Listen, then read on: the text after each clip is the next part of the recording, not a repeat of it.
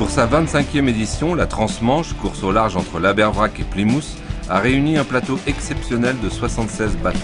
Organisée par le Yacht Club des Abers, cette course a la particularité de réunir amateurs et professionnels sur la même ligne de départ.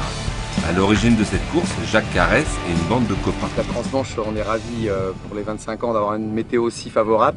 C'était 25 éditions et à l'origine c'était une toute petite course puisque quand ça s'est monté avec le Yacht Club, c'était Pierre Le Bihan qui était président à l'époque, mon frère qui était dans le bureau. C'était une course de gars du coin, à peu près une dizaine, quinzaine de gars du coin. Puis aujourd'hui, au fil des années, on a attiré des coureurs un petit peu de toutes les origines, de tous les coins de Bretagne. Et par la suite, on est arrivé à la rendre aussi qualificatif pour la solitaire du Figaro, ce qui a attiré une nouvelle génération de coureurs. Et là, cette année, c'est un petit peu le summum parce qu'on a réussi à faire venir des grands noms de la voile.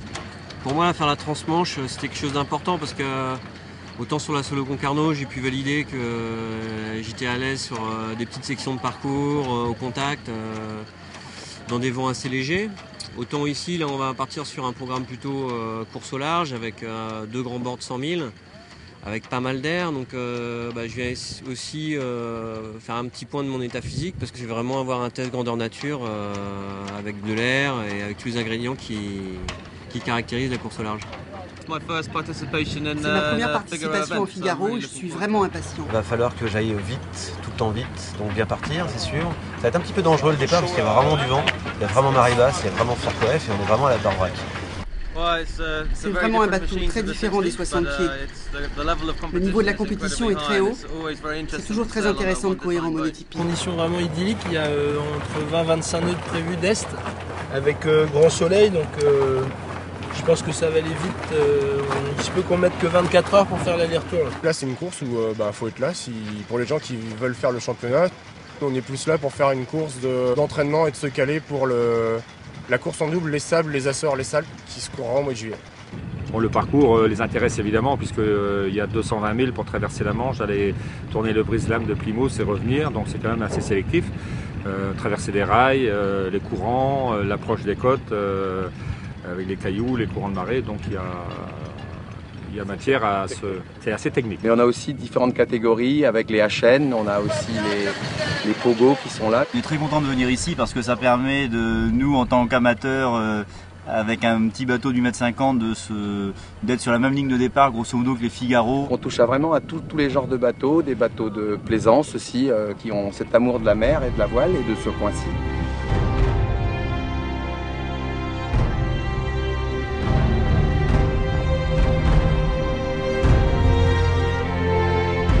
Nous avons embarqué pour la course à bord de Vega, un First 36.7, bateau de croisière inscrit en catégorie HN.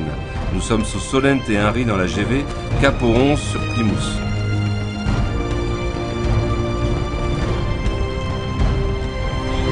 Il est 11h04. On a déjà 17 heures de course. Et donc on a passé le tour du brise-lames qui est dans la baie de Plymouth. Le brise-lames, c'est ce truc-là.